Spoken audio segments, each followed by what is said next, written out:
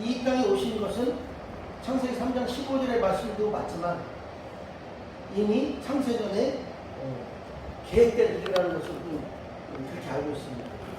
이것이 뭐냐면 하나님의 신비의 복음이에요.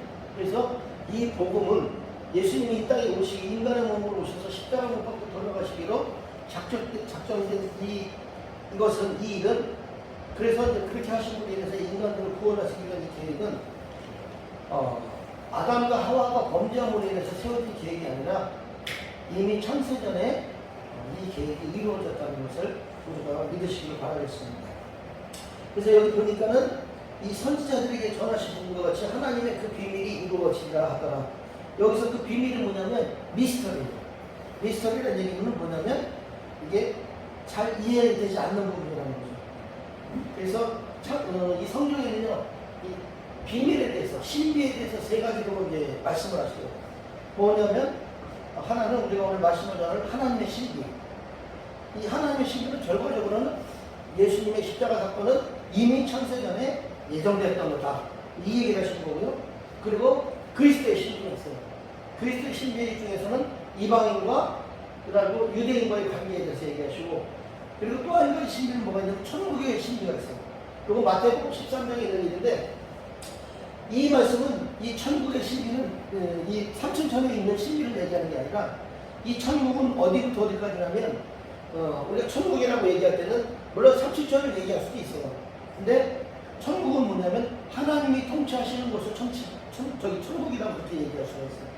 그러니까 하나님이 통치하시는 곳은 1층천, 2층천, 3층천뿐만 아니라 이 지하, 이 음부까지도, 이 지옥까지도 다 하나님의 나라로 그렇게 볼 수가 있습니다. 그래서 그런데 지금 이제 마태복음 13장에 있는 천국의 신비는 어떤 내용이냐면 시대적으로 우리가 아담과 하와가 범죄한 BC 4114년이라고 봤을 때 구약시대 4000년, 그리고 신약시대가 지금 2000년이 흘렀습니다. 그리고 역사적 전천년주의, 우리들이 얘기하는 그 천년왕국 이것까지 합쳐서 7000년인데, 이 마태복음 13장에서 얘기하는 그 천국의 신비는 거기에 이런 사람들이 있다. 근데 거기는 37천에 나중에 낙원에 갔을 때 있는 그 사람들 얘기하는 게 아니라 신약시대, 다시 얘기해서 신약시대 2000년, 1000년, 5000년, 그래서 모두 3000년 시대 안에 가운데 있는 사람들의 형태에 대해서 거기에는 이런 사람들이 있다라고 얘기하면서 이제 설명해 주시는 것이 이게 마태복음 13장이에요. 그것을 뭐라고 하냐면 그 천국의 신비, 이렇게 얘기를 할 수가 있는 것입니다. 근데 이 신비들에 대해서 알면요, 이 신비들을, 이 세 가지 신비들에 대해서 알면은 이 성경을 해석하기가 쉽고요. 그리고 요한계시록을 해석하기가 좀 바르게 해석하기가 쉬워요. 그런데 이런 것을 모르면 좀 성경을 해석한다거나 요한계시록을 해석하는데 좀 어려운 점이 있습니다. 근데 이것을 지금 우리가 이제 하나님의 신비에 대해서, 그리고 그리스도의 신비에 대해서, 그리고 천국의 신비에 대해서 얘기를 하는데, 이 세계적으로요, 그 어느 나라를 가든지, 목회자도 마찬가지입니다. 성도들도 마찬가지고요, 이 신비에 대해서 모른다는 겁니다. 그래서 어떤 분들은 성도임에도 불구하고, 이것은 창세전에 계획된 것이야, 성경을 보니까 그렇게 나와 있어, 이렇게 얘기하는 사람이 있는가 하면, 어떤 사람은 무슨 말이야? 이거는 창세기 3장 15절에 얘기하는 것처럼 아담과 하와가 범죄함으로 인해서 예수님이 오시고 그때 계획된 거야, 이렇게 얘기를 한다는 것입니다. 그렇다고 해서 우리가 그걸 가지고 다툴 필요는 없어요. 이건 수준의 차이가 되는 거죠. 그럼 에베소서 3장 4절 한번 볼까요? 에베소서 3장 4절에 보면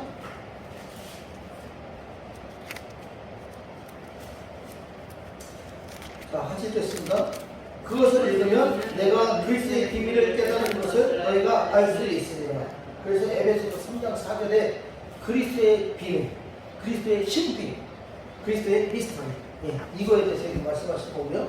근데 또 이제 제가 아까 말씀드린 마태복음 13장에서는 마태복음 13장 11절 한번 볼게요.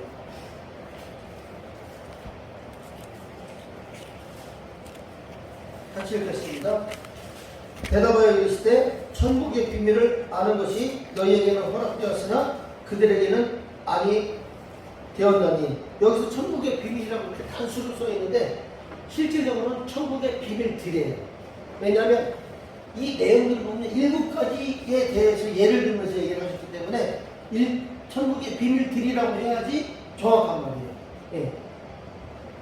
그래서 요 마태복음 13장 11절과 또 35절이 연결되어 있어요. 그래서 이 신비들이 창세부터 감추어진 것인데 드러내신다고 예수님께서 말씀하셨어요. 13장 35절을 한번 읽어보겠습니다.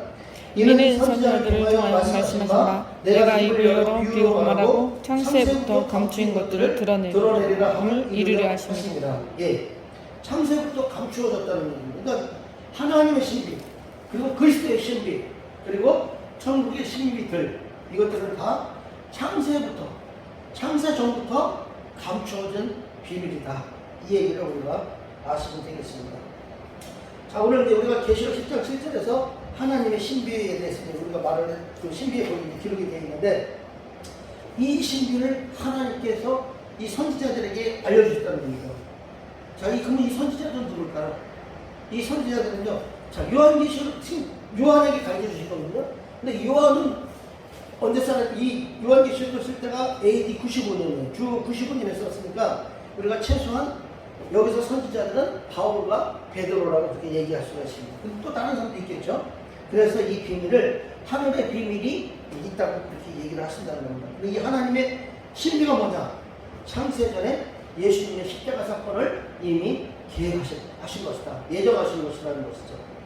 자, 우리가 주전 4114년이 아담과 하와가 우리가 이제 대표성을 가지면 아담이겠죠. 아담이 타락한 때가 주전 4114년이에요. 여기에서 창세기 3장 15절에 한번 볼까요? 창세기 3장 15절에 보면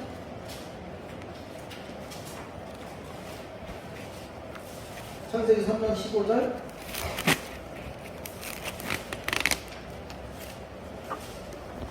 이 일은 창세기 3장 15절은 아담과 하와가 이제 범죄한 이후에 기록된 말씀이거든요. 같이 읽겠습니다. 내가 너로 여자와 원수가 되게 하고 내 후손도 여자의 후손과 원수가 되게 하리니 여자의 후손은 내 머리를 상하게 할 것이요 너는 그의 발꿈치를 상하게 할 것이라 하시고 아멘. 자, 이것을 뭐라고 하냐면요, 첫 복음이라고 해요. 첫 복음. 첫 복음인데 이것을 헬라어로는 프로토 에반게리온.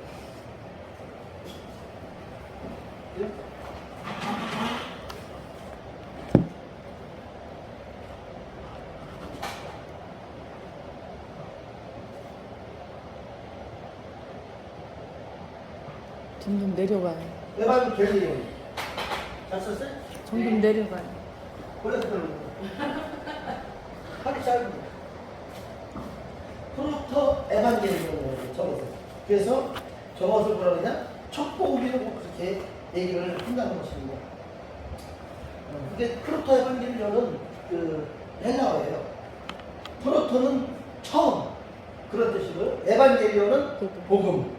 그래서 첫 복음이래요. 자, 예수님이 언제 탄생하셨죠? 주전 4년에 태어났어요. 어떤 저기는 학자들은 주전 4년이라고도 하고 주전 2년이라고도 하고 주전 6년이라고도 하고 그런 겁니다. 근데 우리는 주전 4년을 믿고 있습니다. 그리고 사도 바울이 몇 년에 출생했어요? 주후 5년에 출생했어요. 그리고 자, 예수님의 공생은 언제부터 시작됐을까요? 주후 26년, 27년 이렇게 얘기를 하는데 이때 베드로를 처음 만나셨습니다.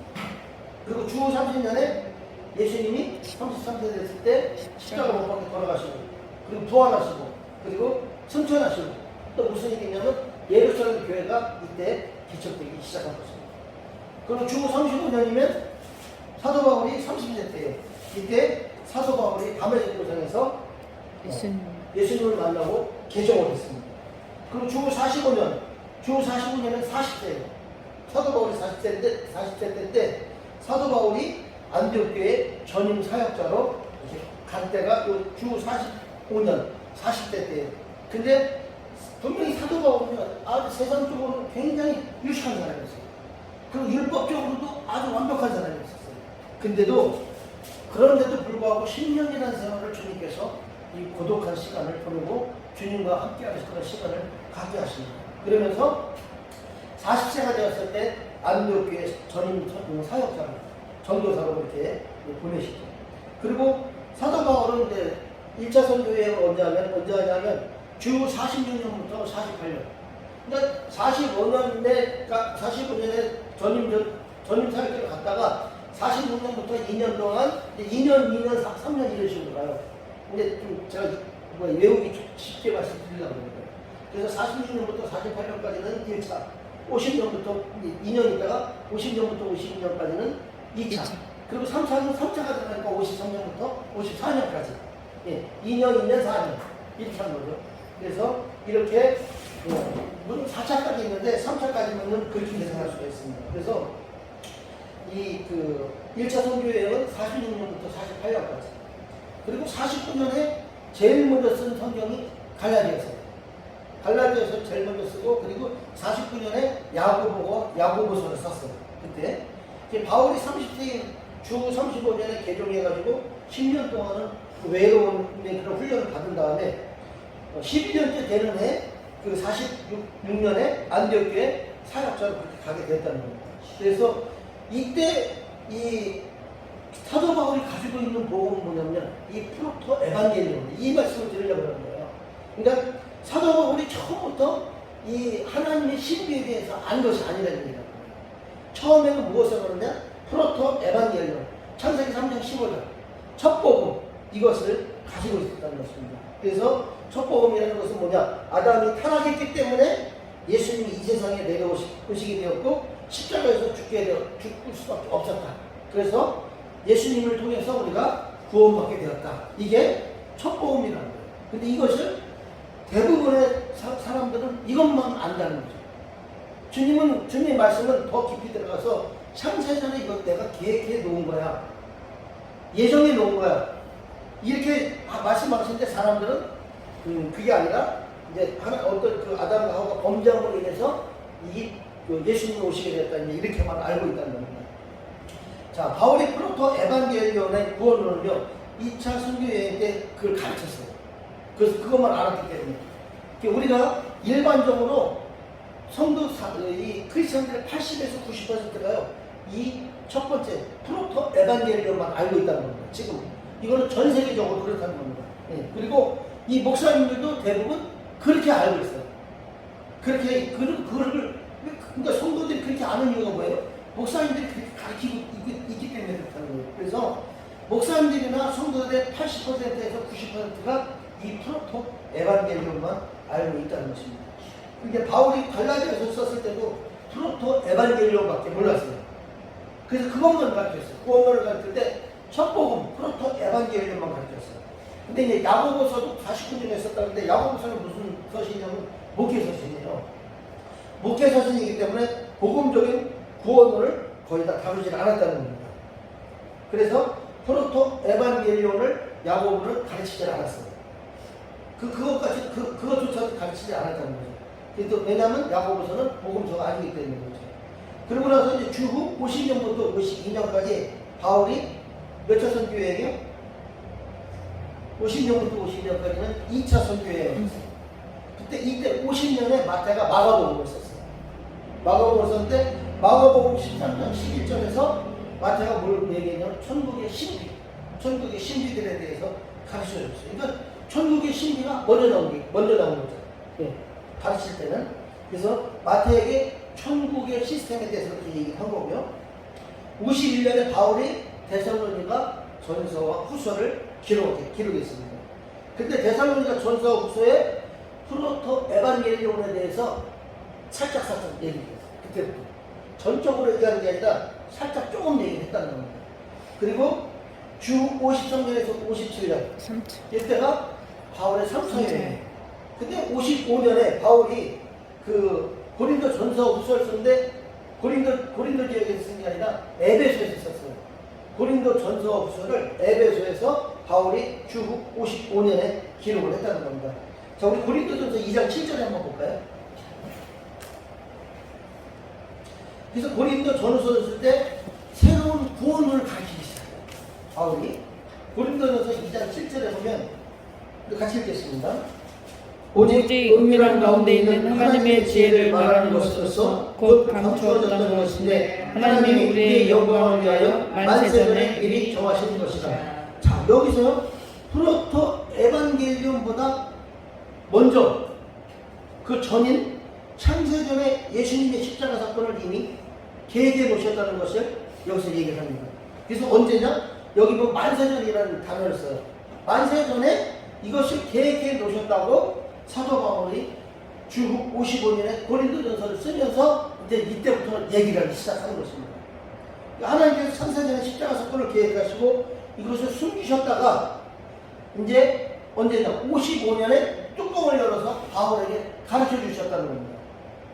그러니까 바울이 개종하고 몇 년이 걸렸어요? 55년이니까 바울이 예수님을 만난 게 AD 35년, 그리고 고린도 전서를 쓴 게 AD 55년, 20년 20년 후에야 이 하나님의 신비를 이 사도 바울이 깨닫게 되는 것입니다. 예. 자, 57년에 바울이 뭘 썼을까요? 57년에는 로마서를 썼어요. 자, 우리 로마서 16장 25절에서 26절 한번 보겠습니다. 로마서 16장 25절에서 26절에 보면 창세전에 십자가 사건을 계획하셨는데 숨기셨다가 하나님의 신비를 다시 계시해 주셨던 그런 내용입니다. 우리 같이 읽겠습니다. 나의 복음과 예수 그리스도를 전파함은 영세전부터 감추었다가 이제는 나타나신 바 되었으며 영원하신 하나님의 명을 따라 선지자들의 글로 말미암아 모든 민족이 순종하게 하시려고 알게 하신 바 그 신비의 계시를 된 것이니 이 복음으로 너희를 능히 견고하게 하실. 아멘. 자, 여기 뭐라고 써있어요? 영세전부터, 영원전부터 이것이 기록되어져 있다고 그렇게 말씀하고 계시는 겁니다. 그러니까 구체적으로 말씀하시는 게 고린도 이 전서, 그리고 로마서 55년, 57년이죠. 자, 주후 60년부터 62년까지는요, 사도 바울이 1차 로마 감옥에 투옥됐어요. 이때 사도 바울이 쓴 게 뭐냐면 4가지 서신을 썼는데, 에베소서 쓰고요, 빌립보서 쓰고, 그리고 골로새서, 그리고 빌레몬서, 이렇게 4권의 서신을 쓴 것이 이 1차 감옥 로마에서 투옥됐을 때 그렇게 썼던 것입니다. 이 감옥에 투옥된 것도요, 그냥 우리는 뭐 복음을 전하다가 그냥 투옥됐나 보다 이렇게 생각할 수 있지만 이것도 다 하나님의 계획이에요. 왜냐하면요, 감옥에 투옥됐을 때 사도 바울이 뭐를 했냐면 이 서신도 썼지만 거기에 그를 지키는 군인들한테 복음을 전했어요. 자, 군인들은 어때요? 이동을 하죠. 지금도 전도를 가요. 이 37사에서 또 다른 부대로 가게 됐어요. 그런 거 마찬가지로 이 군인들은 자리를 옮기니까 이 군인들을 통해서도 아마 성경에 기록되어 있지 않지만 많은 사람들이 예수님의 복음을 받게 되었을 거예요. 아마. 예. 그러니까 하나님이 사람을 보내는 데는 이 감옥은 어떤 곳이에요? 자유를 잃어버리는 곳이잖아요. 이 감옥은 이 닫혀있는 곳이잖아요. 좋은 것이 문제잖아요. 그렇지만 하나님의 관점에서 보면 이 감옥도 복음을 전해야 될 사람이 있기 때문에 이 사도 바울이라는 사람을 보냈다고 이렇게 생각이 듭니다. 아멘. 자, 에베소서 1장 3절에서 14절에 보면요, 거기하고 골로새서 1장 25절에서 27절에 보면 바울이 첫 복음을 가끔 말하면서 더 깊이 들어가가지고 하나님의 신비를 말을 했어요. 우리 에베소서 1장 3절에서 5절 한번 볼까요?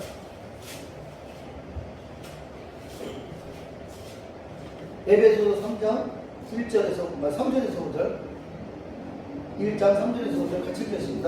찬송하리로다. 하나님과 우리 주 예수 그리스도의 아버지께서 그리스도 안에 살아계시는 모든 신령한 복을 우리에게 주시되 곧 창세전에 그리스도 안에서 우리를 택하사 우리로 하나님께서 그 앞에 거룩하고 풍요롭게 하시고 그 기쁘신 일자로 우리를 내성하사 예수 그리스도로 말미암아 자기 아들들을 되게 하셨으니. 자, 여기 뭐라고 그랬어요? 창세전에, 예, 이 60년에서 62년에 에베소서를 쓰는 가운데 창세전에라는 말씀을 하셨어요. 자, 그럼 이때 에베소서, 빌립보서, 골로새서, 빌레몬서를 썼다고 했는데 우리 골로새서 한번 볼까요? 골로새서 1장 25절에서 27절. 골로새서 1장 25절에서 27절입니다. 우리 같이 읽겠습니다.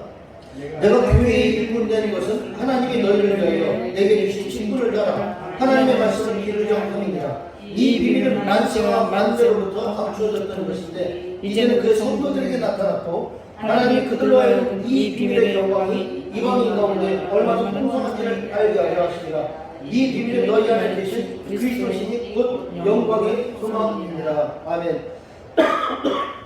여기서도 말씀하시는 일이 뭐냐, 만세와 만대로부터 감추어졌던 것인데 그리스도시니 곧 영광의 소망입니다. 예수 그리스도의 예정하심은 만세 전에, 영원 전에, 만대 전에 이미 계획하셨던 것을 여기서 말씀하고 있는 겁니다. 자, 주 64년에 베드로가 베드로 전후서를 썼어요. 베드로는 언제 죽었냐면 베드로 전후서를 쓰고 1년 있다. 예. 65년? 베드로는 68년에는 바울이 죽고 바울 비슷하게. 예, 67년 뭐 이렇게 얘기한 거예요. 예. 67년. 예. 자, 베드로전서 1장 19절 20절 한번 보겠습니다. 베드로전서 1장 19절에서 20절. 거기 보면 또 하나님의 신비에 대해서 얘기를 하고 있어요. 이제는 베드로가 얘기를 합니다. 자, 베드로전서 1장 19절에서 20절 같이 들어가겠습니다. 흠없고 점없는 어린 양 같은 그리스도의 보배로운 피로 된 것입니다. 그는 창세전부터 미리 알림 바 되시니라. 이 말세에 너희를 위하여 나타내신 바 되었으니. 예. 베드로전서 1장 20절에 보니까 창세전부터 미리 알림 바 되었으니 말세에 너희를 위하여 나타내신 바, 말세에 너희를 위하여 나타내신 바 되었다고 이렇게 말씀하셨어요. 참, 뭐 베드로가 뭐 65년에 순교했다는 말도 있고 67년에 순교했다는 말도 일단 있습니다. 자, 요건 64년에 베드로 전서를 쓰면서 베드로가 한 말이에요. 그러니까 지금 누가 하는 얘기예요? 바울이 한 번 얘기했고, 바울이 몇 번 얘기했고, 그 다음에 베드로도 얘기했죠. 자, 주 67년에 바울이 디모데후서를 쓰면서 또 얘기를 한 게 있어요. 디모데후서 1장 19절에 보겠습니다. 디모데후서 1장 19절 같이 읽겠습니다. 하나님이 우리를 구원하사 거룩하신 소명으로 부르심은 우리의 행위대로 하심이 아니요 오직 자기의 뜻과 영원전부터 그리스도 예수 안에서 우리에게 주신 은혜대로 하십니다. 아멘. 자, 여기서도 주 67년에 바울이 디모데후서를 쓰면서 창세전에 하나님의 신비가 있었다, 이 말을 하는 겁니다. 자, 바울은 언제 순교했다고요? 주 68년. 자, 이 68년에 또 누가 죽었을까요? 네로도 죽었습니다. 네로의 사역은 뭐냐면, 네로의 사역은 바울 죽이는 게 사역이에요. 그래서 자기의 사역을 다 하니까 죽은 거죠. 자, 주 70년에 무슨 일이 있었냐면, 주 70년에 이스라엘이 패망했습니다. 그리고 주 70년에 성전이 무너졌습니다. 이 주 70년에 어떤 일이 지금 두 가지죠. 그러니까 이스라엘에 그 저주가 일어났어요. 이스라엘 유대인의 저주가 5가지가 일어났는데, 자, 첫 번째는 이스라엘이 망했고요. 두 번째는 성전이 파괴되고, 세 번째는 나라가 망하니까 어떻게 돼요? 흩어지게 되죠. 그래서 디아스포라가 돼요. 디아스포라가 되고, 그러면서 또 이렇게 되니까 반유대주의 사상이 나타났어요. 반유대, 그러니까 이스라엘 백성들을 저주하기 시작했어요. 그 반유대주의가 나타났거든요. 그리고 세 번째 뭐가 나타났냐? 복음이 막히기 시작합니다. 그러니까 사도 바울을 통해서 40년 동안 사도 바울이 예수님이 돌아가시고 AD 30년에 돌아가셨죠. 그리고 이 70년까지 40년 동안 어떤 일이 있었냐면, 사도 바울이 AD 35년에 주님을 만나고 그 다음부터 그 디아스포라들한테 복음을 전달하고, 그러면서 디아스포라들한테 복음이 다 전달되니까 복음의 문, 이스라엘의 복음의 문이 닫혀버리는 겁니다. 이것은 성경적인 거예요. 그들이 잘했다 잘못했다를 떠나서 주님이 이방인들을 구원하기 위한 계획 속에 이스라엘의 문을 닫아놨다는 것입니다. 예. 그러니까 물론 잘못은 했죠. 왜냐하면 그 모세를 통해서 BC 1500년경에 모세를 통해서 그들이 우상을 섬김으로 인해서 복음이 막혔고 이방인들한테 복음이 전달될 것에 대해서 말씀하셨어요. 근데 이것을 단순히 우리가 이렇게만 보죠. 이스라엘 백성들이 우상을 섬겨서 그 일이 벌어진 거, 그렇게 생각만 하는 건 아니에요. 왜냐하면 주님은 이방인들을 구원하기 위한 계획 속에서 이제 그 일을 펼쳐졌다고 그렇게 우리가 믿으시기를 바라겠습니다. 자, 베드로는 예수님 공생애를 시작하시는 주후 26년에 예수님을 만났어요. 아까 제가 말씀드렸죠. 그래서 베드로에게는 베드로에게는 서신을 쓰도록 그렇게 허락하지 않으셨어요. 그런데 베드로가 쓴 거 베드로 전서와 후서밖에 없죠. 예수님을 만나고 38년 후에 순교하기 1년 전에, 근데 제가 알기로는 65년을 그렇게 알고 있어서 그렇게 알고만 계세요. 67년, 64년 이렇게 따지지 마시고. 자, 1년 전에 주 64년에 베드로 전후서를 쓰게 됐습니다. 이때 베드로에게 하나님의 신비를 이제 가르쳐 주신 거죠. 그런데 이전까지는 베드로는요, 뭐를 알고 있었냐면 하나님의 신비에 대해서 알고 있었던 것이 아니라 프로토 에반게리온을 알고 있었어요. 첫 번째 복음에, 첫 복음에 대해서만 알고 있었고, 그 구원론을 그거로만 이 베드로는 알고 있었던 것이죠. 다시 말해서 아담이 타락했기 때문에 예수님이 이 세상에 오셔야만 했고, 우리의 죄를 위해서 십자가에서 죽으셔야만 했다는 것을 이 베드로는 그때까지는 알고 있었다는 얘기를 하는 겁니다. 요즘에도 예수님이 이 세상에 오신 것은 사탄을 멸하기 위해서 오신 것이라고 가르치는 사람이 있을까요? 없을까요? 있습니다. 제가 말씀드렸죠. 김기동 목사가 귀신론에 대해서 그렇게만 얘기를 하는 겁니다. 예. 자, 예수님이 이 세상에 오신 것은 사탄을 멸하기 위해서 오셨다고 하는 것은 아주 작은 의미로 얘기를 하는 겁니다. 근데 물론 예수님이 능력이 있다는 것을 얘기를 할 때 예수님은요, 창조주세요. 예수님은 창조주시고 루시엘은 피조물이에요. 그러니까 이 루시퍼하고 예수님하고 비교 상대가 되지 않습니다. 예. 창조주하고 우리의 시야 훨씬 더 넓어가지고, 이 창조의 개념을 따지고 보면요, 얼마나 세심한지 모르겠어요. 우리가 예를 들어서 우리 인간을 만든다고 쳤을 때 우리 인간을 제대로 말하면 우리 인간에 대해서 분석하기도 너무 어려워요. P에 대해서 분석하기도 P도 A형, B형, A형, O형, 마이너스 RH형, 어쩌고 저쩌고 엄청나게 많죠.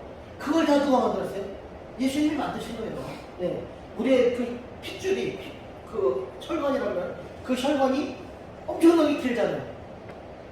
그걸 다 누가 만들었어요? 주님이 만들었어요. 우리가 보기에는 이 피부가 겉으로 보면 피부 같죠? 이것도 몇 개월이 돼 있어요. 왜? 안전장치를 그렇게 해놓으신 거예요. 보호하기 위해서. 우리가 세균이나 이런 거에 노출되면 안 되니까 우리가 보기에는 그냥 저기만 껍데기로만 되는, 피부로만 되는 거죠. 피부로만 되는 게 아니에요.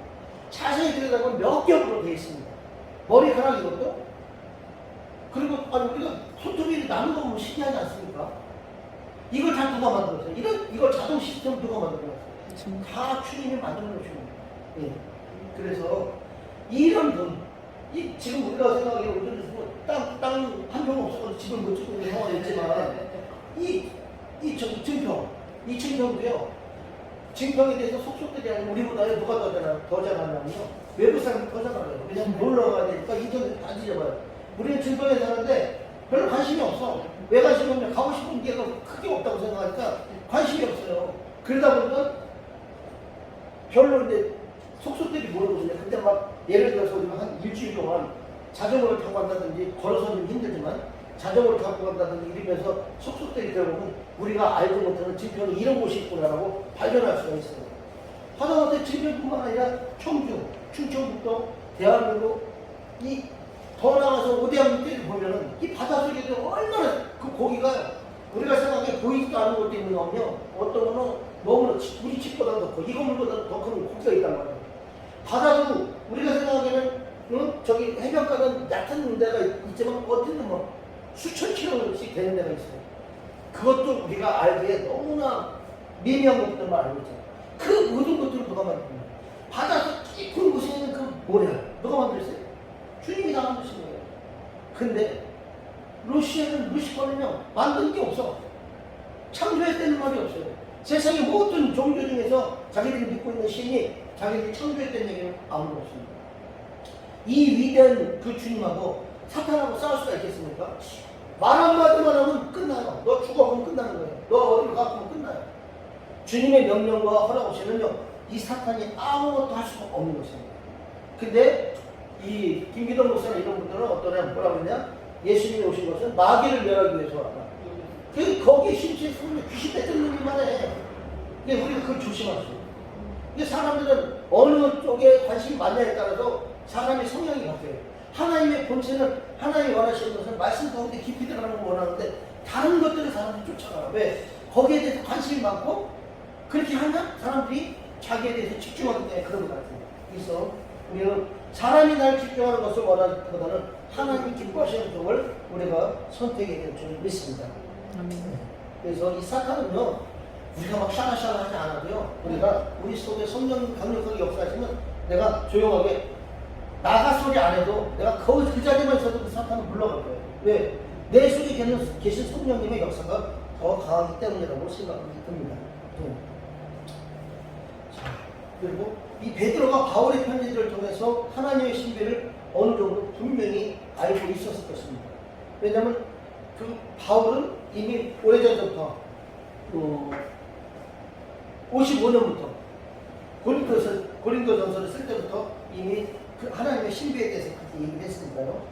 그런데 베드로가 순교 1년 전에 베드로 전후서를 쓰면서 하나님의 신비를 이때 공식적으로 이제 얘기를 하게 하죠. 자, 신비란 무엇이냐? 이 미스터리란 무엇이냐? 이것은 사람의 이성으로는 100% 이해할 수 없는 것을 미스터리라고 그렇게 얘기를 하는 겁니다. 그래서 사람의 이성으로는 하나님의 신비를 100% 이해할 수 없다는 것입니다. 성령님이 바울이나 베드로에게 이것은 신비다 이렇게 가르쳐 주시겠습니다. 왜? 이해할 수 없는 거기 때문에. 자, 그래서 사람이 하나님의 깊은 계획을 이성으로만 자꾸 이해하려고 하는 사람은 은혜가 없는 사람. 그러니까 사람이요, 하나님의 말씀을 들어보면 그것을 가지고 이게 그렇게 틀리지 않다고 생각하면 믿음으로 받아주면 되는데 꼭 틀리는 사람이 있어요. 그런 사람은요, 그 말씀을 못 받아들입니다. 왜냐? 그 사람들 그것을 흡수할 수가 없어요. 그러니까 그런데 그것 또한 하나님의 은혜가 그분한테 그 정도까지의 은혜밖에 없기 때문에 그런 생각을 하게 되는 거죠. 그래서 우리는 어떤 말씀을 들었을 때 그것을 우리가 받아들이는, 물론 점검을 해야 되겠죠. 그렇지만 이 말씀이 새로운 말씀이라 하더라도 그게 그럴 수 있다고 생각하면 우리가 받아들이면서 자꾸 우리가 업그레이드 시켜야 될 줄 믿습니다. 자, 사람은 이성의 지배를 받는 그런 존재예요. 그런 것을 이제 주님이 아세요. 자, 우리가 볼 때 베드로와 이 바울을 비교하다 보면 베드로가 예수님의 수제자였어요. 베드로는 AD 26년에 주님을 만났고요. 바울은 35년에 주님을 만났어요. 그건 몇 년을 차이죠? 35년하고 26년이니까 9년. 그렇죠. 9년 정도 차이가 나죠. 예. 9년 정도 차이가 났는데 그리고 예수님을 따라다녔잖아. 베드로는. 근데 이 베드로는 그럼에도 불구하고 프로토 에반게리온 첫 복음밖에 주님이 주시지 않으셨어요. 그러니까 하나님의 신비에 대해서는 나중에 가르쳐 주시면서, 왜냐하면 베드로의 이성과 지성이 하나님의 신비를 감당할 수 있을 만한 그런 그릇이 못 되었기 때문입니다. 베드로는 어때요? 베드로의 교육 수준은 낮았어요. 베드로의 직업은 어부였어요. 그러다 보니까는 이 사람들이 지식이 없다가 보니까 아는 게 별로 없어요. 네. 별로 없으니까 뭘 얘기를 하면 이해를 못해요. 이제 우리는 굉장히 수준 높은 말씀을 전하는데 이것에 대해서 반감을 가지신 게 아니라 당연히 이걸 받아들여야 돼요. 우리가 영적으로 굉장히 수준이 높은 거예요, 우리는. 예. 근데 그러다 보니까 이 베드로는 겨우 1년 전에서야 하나님의 신비를 주님이 가르쳐 주신 거예요. 그때서야. 우리가 하나님의 신비를 들을 때 이제 쉽게 수용한다는 것은 굉장히 우리 복 받는 사람. 저도 이제 제가 감사한 게 황 목사님의 말씀을 들을 때마다 뭘 느끼냐면, 내가 이 말씀을 거리낌이 없이 받아들이는 거예요. 그게 너무나 감사한 거예요. 왜? 내가 물론 내 머릿속부터 나온 건 아니지만 말씀을 들을 때 그래, 저 말씀이 일리가 있다. 저 말씀이 맞는 거다. 또 더 나가서 저는 어떤 생각하냐면, 저 말씀을 도대체 어떻게 하셨을까? 이렇게까지 생각을 하게 되거든요. 그러니까 우리가 자랑하는 게 아니라 그만큼 우리가 은혜를 받은 사람인 거죠. 왜? 말씀에 대해서 거리낌이 없기 때문에. 물론 그렇다고 해서 우리가 이단성 있는 말씀이나 잘못된 말씀에 대해서는 또 이렇게 우리가 이런 수준이기 때문에 걸을 수 있는 수단도 동시에 있다는 것입니다. 근데 우리는 복 받은 사람이라는 것을 우리가 기억하시기 바라겠습니다. 자, 바울은 35년에 예수님을 만났으니까 이 베드로보다 거의 한 9년, 10년 정도 앞서서 늦게 예수님을 만났는데, 이 바울의 혼의 수준이 어느 정도냐면 굉장히 넓은 사람입니다. 아주 학식적으로도 굉장히 똑똑한 사람이에요. 배울 만큼 배운 사람이에요. 그 당시에 가말리엘의 수제자예요. 그리고 율법으로도 완전한 사람이에요. 아주 보통 사람이 아니었던 거예요. 근데 그럼에도 불구하고 사도 바울도 20년 동안이나 이 프로토 에반겔리온밖에 모르겠다는 거예요. 주님이 안 가르쳐 주셨어요. 우리는 어때요? 사실 우리도 마찬가지죠. 우리도 마찬가지로 지금 우리가 어렸을 때부터 따지면, 근데 사실은 믿음이라는 게 어렸을 때는 부르시긴 하셨지만 우리 속에 무슨 믿음이 있었겠어요. 근데 이제 성인이 돼서야 믿음이 있는 건데, 또 따지고 보면 참 지나가는 세월들 속에서 이렇게 보면 이게 믿음이었을까? 이렇게 생각하는 경우가 많이 있죠. 어쨌든 바울은 베드로보다 혼의 그릇이 굉장히 컸던 사람입니다. 그럼에도 불구하고 20년이라는 세월이 흐른 다음, 근데 사도 바울이요, 그냥 예수님을 믿고 가만히 있는 가운데 하나님의 신비를 배운 게 아니에요. 20년 동안 뭘 했냐면, 저 사도 바울이요, 20년 동안 그 1차, 2차 이렇게 선교여행을 다니고 교회를 개척하면서 여러 가지 어려움을 겪는 가운데서 그런 것들을 깨닫게 되는 거예요. 그냥 깨닫는 것이 아니라. 그러니까 이 시대로 따지면 내가 교회만 열심히 다녔다고 해서 깨닫게 되는 것이 아니라는 거죠. 물론 우리가 제대로 된 가르침을 우리가 들어야 되고, 그리고 또 여러 가지 경험을 통해서 그 말씀에 대해서 우리가 이해할 수 있는 이해력이 생기는 거죠. 만약에 우리가 여러 가지 그 경험을 하지 않았는데 이런 말씀을 들었을 때 이해가 안 가는 부분도 많이 있어요. 자, 다시 얘기해서 하나님의 신비가 창세전에 있었던 예수 그리스도가 오실 것에 대해서 이미 예견된 것이라고 똑같이 지금 만약에 여기 있는 200분의 사람한테 얘기했을 때 모든 사람이 아, 맞습니다, 하나님의 신비가 존재하는군요라고 얘기하는 사람이 다가 아니라는 겁니다. 어떤 사람은 아, 그렇구나, 이 예수 그리스도의 그 계실 것은 이 아담과 하와가 범죄함을 해서 준비된 게 아니라 이미 창세전에 하나님께서 준비하신 거구나 라고 그걸 깨닫고 맞다고 박수치는 사람이 있는가 하면, 어떤 사람은 아, 그게 그럴 리가 있냐, 창세기 3장 15절을 자꾸 들이대는 거예요. 그러면서 아니 이게 다지, 무슨 그것도 그냥 사도 바울이나 베드로가 한 얘기 아니냐, 그냥 한 얘기지 그게 계획된 얘기가 아니다, 이렇게 따지고 줄 수도 있다는 겁니다.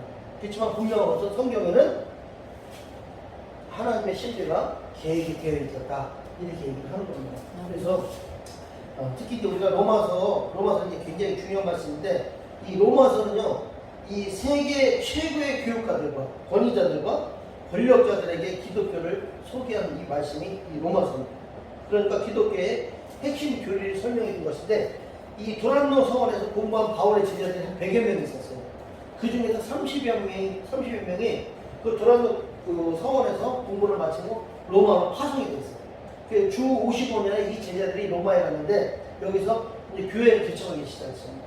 이 교회를 개척하는 과정에서 로마에 있는 지식인들이 기독교의 교리를 제대로 알고 싶다고 해서 이 바울에게 얘기한 거거든요. 그래서 이 바울이 로마서를 쓴 것입니다. 그래서 로마서 1장부터 8장에 보면은요, 기독교의 교리를요 질서 있게 얘기했어요. 그리고 유대인들이 왜 이렇게 예수님을 믿지 않는지, 그리고 유대인들이 기독교인들을 왜 이렇게 핍박하는지, 이것에 대해서 로마서 9장부터 11장에서 설명을 했고요.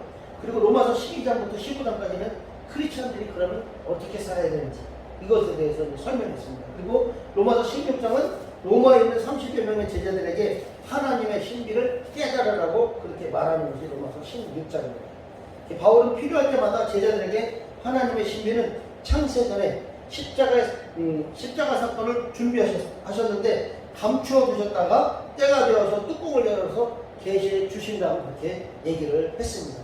그런데 교회 시대가 시작되면서 대부분의 기독교인들은 하나님의 신비에 대해서 말하면 이 말씀이 복잡해요. 이해가 안 돼. 그러니까 복음을 전할 때 첫 복음, 프로토 에반겔리온, 창세기 3장 15절 말씀만 전했던 것입니다. 왜냐하면 이것은 이해를 충분하게 하지 못했기 때문에 그런 거예요.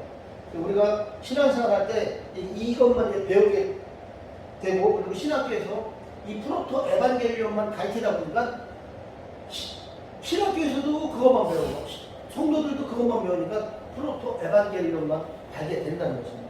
그렇지만 하나님의 신비는 이미 창세전에 예정되었다는 것을 우리가 이제 말씀을 통해서 알 수가 있습니다. 그래서 오늘은 사도 바울을 통해서, 그리고 요한을 통해서 말씀하신 하나님의 신비지. 하나님의 신비는 뭐예요?